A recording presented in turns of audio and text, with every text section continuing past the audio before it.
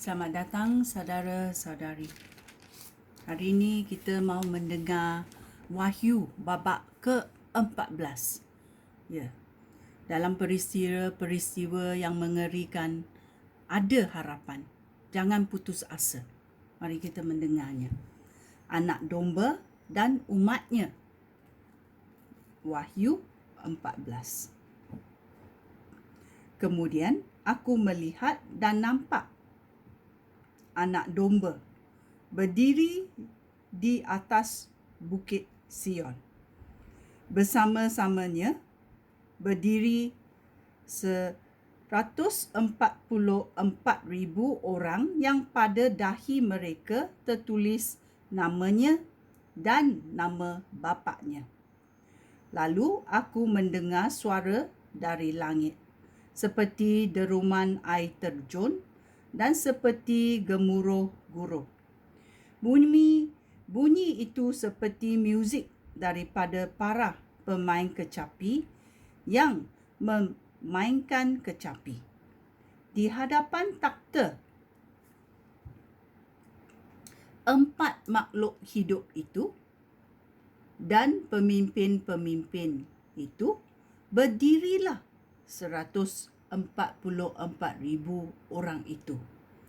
Mereka menyanyikan satu nyanyian baru yang tidak dapat dinyanyikan orang lain. Mereka sahajalah yang telah diselamatkan oleh Allah. Mereka tidak bersetubuh dengan wanita. Oleh itu, mereka murni seperti anak dara. Mereka mengikuti anak domba ke mana sahaja dia pergi.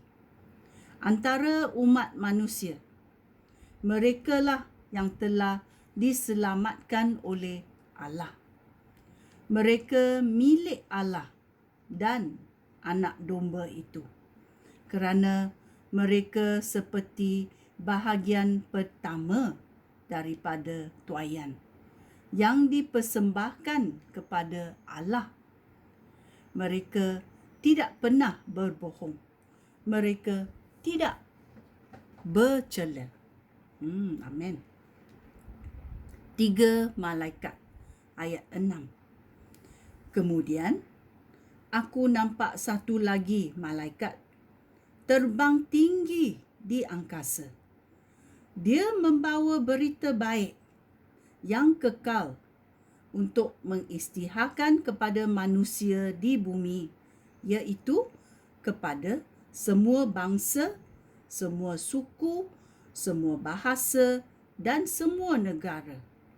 Malaikat itu berseru, "Hormatilah Allah dan pujilah kebesarannya.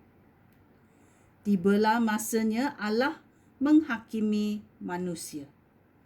Sembahlah Dia yang menjadikan langit, bumi, laut dan semua mata air." Setelah malaikat pertama pergi, datanglah malaikat kedua yang berkata, "Kota Babel sudah jatuh. Kota besar itu sudah jatuh. Perbuatan cabul kota Babel merosakkan semua bangsa seperti wain yang memabukkan mereka." Setelah kedua-dua malaikat itu pergi, datanglah malaikat ketiga yang berseru, "Sesiapa yang menyembah binatang itu dan patungnya serta menerima tanda binatang itu pada dahi atau tangan, akan minum wain yang melambangkan kemukaan Allah. Wain yang pekat itu dituang ke dalam cawan kemukaannya. Semua orang itu akan diseksa di dalam api dan belerang di hadapan malaikat-malaikat suci dan anak domba." Ayat 11. Asap api yang menyiksa mereka akan mengepul terus-menerus untuk selama-lamanya. Mereka yang menyembah binatang itu dan patungnya, serta mereka yang mempunyai tanda nama binatang itu, akan terus-menerus tersiksa siang dan malam.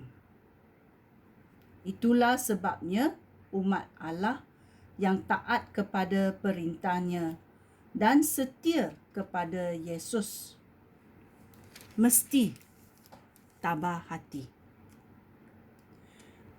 Kemudian aku mendengar suara dari syurga berkata, "Tuliskanlah hal ini mulai sekarang. Berbahagialah orang yang mati semasa mengabdikan kepada Tuhan dengan setia."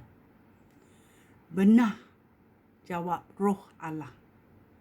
Mereka tidak berjerih payah lagi kerana perbuatan baik mereka akan menyertai mereka.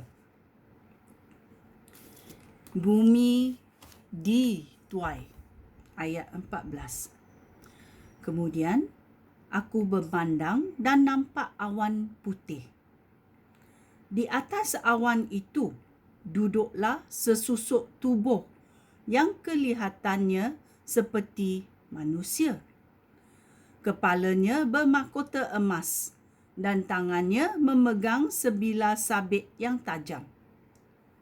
Kemudian satu lagi malaikat keluar dari rumah Allah.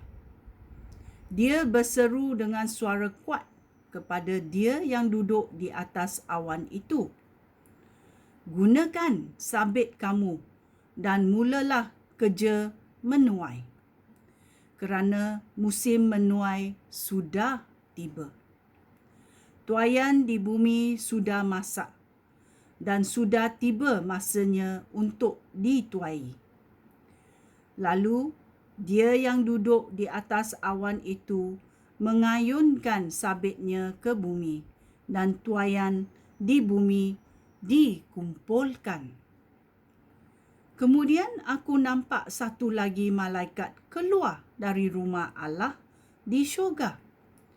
Dia juga memegang sebilah sabit yang tajam. Setelah itu, satu lagi malaikat yang berkuasa atas api keluar dari mezbah. Dia berseru dengan suara kuat kepada malaikat yang memegang sebilah sabit tajam itu, "Gunakanlah sabit kamu dan sabit buah anggur di ladang anggur di atas bumi, kerana buah anggur sudah masak."